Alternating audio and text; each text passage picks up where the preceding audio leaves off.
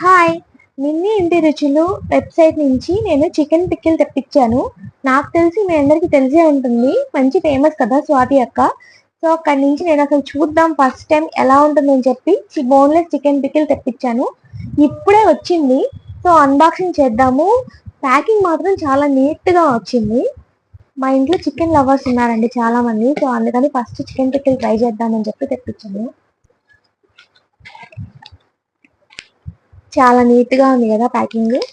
Open చేసి 250, 500, 1 kg వరకు కూడా అవైలబుల్ ఉంటుంది. సరే ఫస్ట్ ట్రై చేద్దామని చెప్పి 250 grams తెప్పించాను.